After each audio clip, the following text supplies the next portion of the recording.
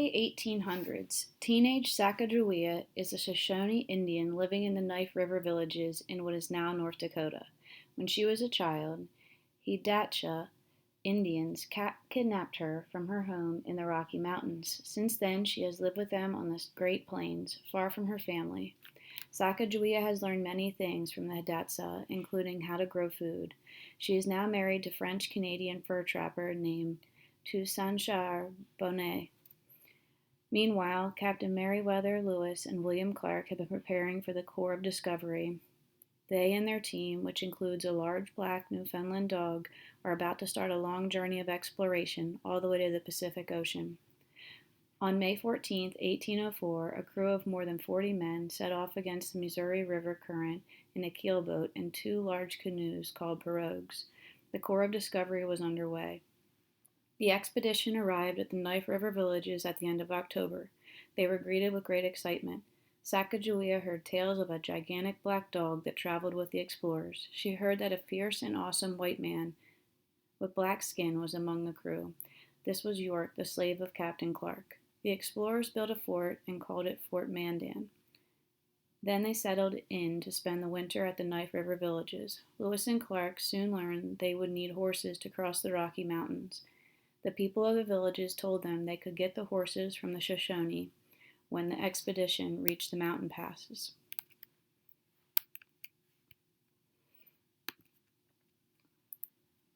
The wily Charbonnet proposed that they hire him as a guide and interpreter. He did not speak Shoshone, but Sacagawea did. He told her they would be joining the Corps of Discovery in the spring.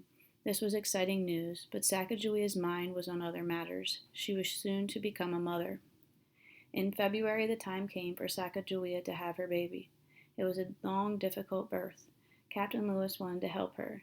He gave a crew member 2 rattlesnake rattles to crush and mix with water. Just a few minutes later, after drinking the mixture, Sacagawea gave birth to a baby boy. He was named Jean-Baptiste Charbonnet, but Captain Clark called him Pompey. Before long, the boy was known to everyone as Pomp. On April 7, 1805, the Corps of Discovery started west, struggling upstream on the mighty muddy Missouri in 2 pirogues and 6 smaller canoes. Pomp was not yet 2 months old.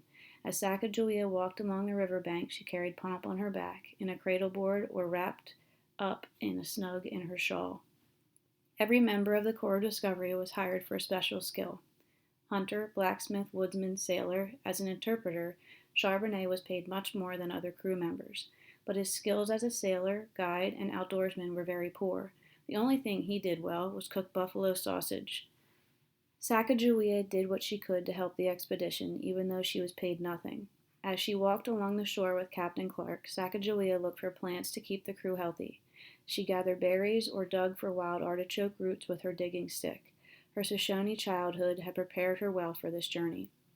The Corps had been traveling less than 2 months when near disaster struck. Charbonnet was steering a boat through choppy waters when a sudden high wind tipped it sideways. He lost his wits and dropped the rudder while the boat filled with water. The expedition's valuables were spilling overboard. Charbonnet was ordered to right the boat or be shot.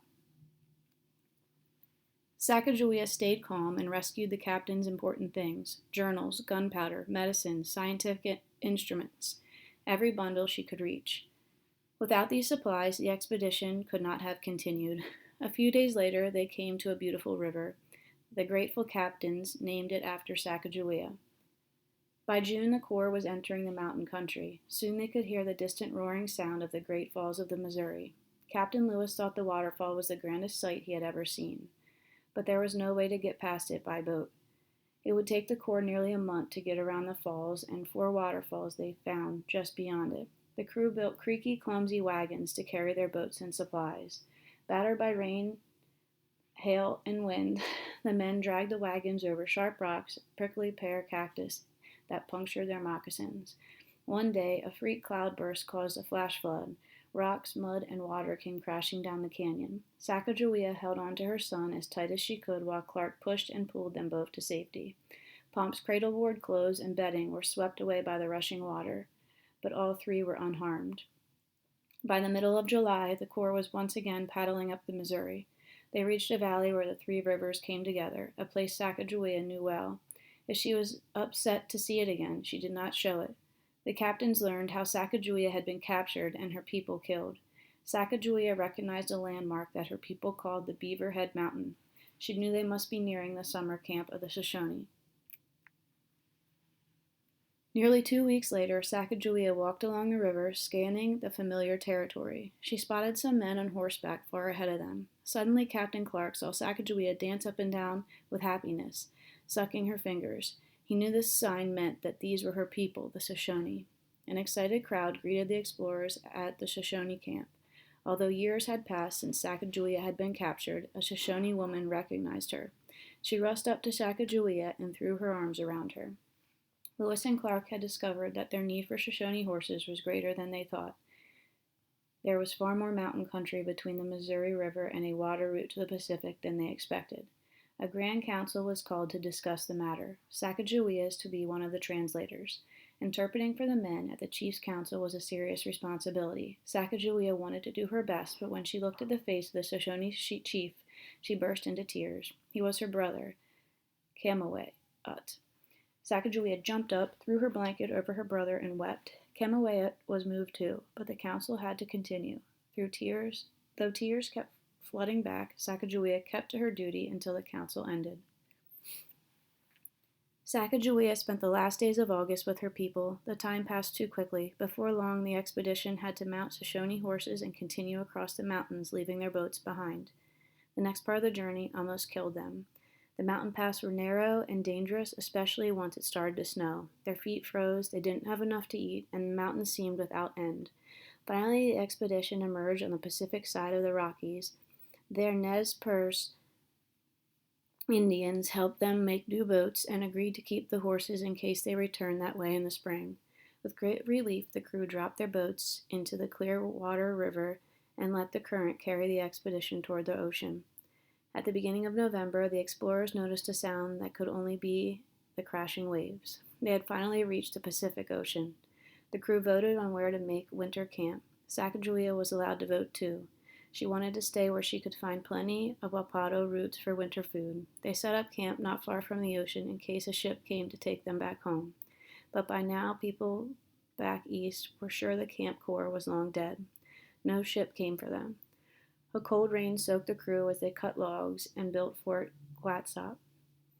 The hunters were to find game, while Sacagawea dug for wapato roots in the soggy ground. Christmas Day was rainy and dreary, but the Corps was determined to celebrate. The men fired a salute with their guns and sang. Sacagawea gave Captain Clark a fine gift of 24 white weasel tails. In early January, Clark heard from some Indians that a whale had washed up on shore. He decided to go to the ocean to get blubber for the crew to eat. They were tired of their diet of lean, spoiled meat and fish. Sacagawea gathered up her courage and insisted that she be allowed to accompany Clark. She traveled so far to leave without ever seeing the ocean, and she wanted to see the monstrous creature. The captains agreed to let her go. At last, Sacagawea saw the Pacific Ocean. She stood and stared at the great waters stretching endlessly in front of her. On the beach was the great skeleton of the whale. It was an amazing sight, nearly as long as 20 men lying end to end. The whale had been picked clean, but Clark was able to buy some blubber from the Indians to feed his men. The crew stayed busy all winter, hunting, sewing moccasins, and making repairs on their equipment. Clark made maps while Lewis worked on his report to President Jefferson. Sacagawea watched over Pomp as he began to walk. Captain Clark called him "my little dancing boy." He had become very attached to Sacagawea and her son. When the time came, it would be hard for them to part. Spring arrived, and it was time to go back through the way they had come. In late March, the Corps of Discovery headed up the Columbia River to retrieve their horses from the Nez Perce. At a place called the Traveler's Rest, the expedition divided into two groups. Sacagawea would help guide Clark's group south to the Yellowstone River. Lewis's group would head up northeast to explore the Marias River. At the end of July, Clark's group came across an enormous rock tower on the banks of Yellowstone. Clark named it Pompey's Tower in honor of his beloved little friend. In the side of the rock he carved. The two groups met up on August 12th. 2 days later, Sacagawea gazed once again upon the round earth lodges of the Knife River villages. She had been gone a year and 4 months. Lewis and Clark prepared to return to St. Louis. Before they left, Captain Clark came to talk to Sacagawea and Charbonnet. He offered to take Pomp back to St. Louis with him. He would see that the boy had a good education and would raise him as his own son. Sacagawea knew that Captain Clark would take good care of her child, but he was not even 2 years old. She couldn't let him go yet. Sacagawea and Charbonnet promised they would bring Pomp to visit Clark in a year or so.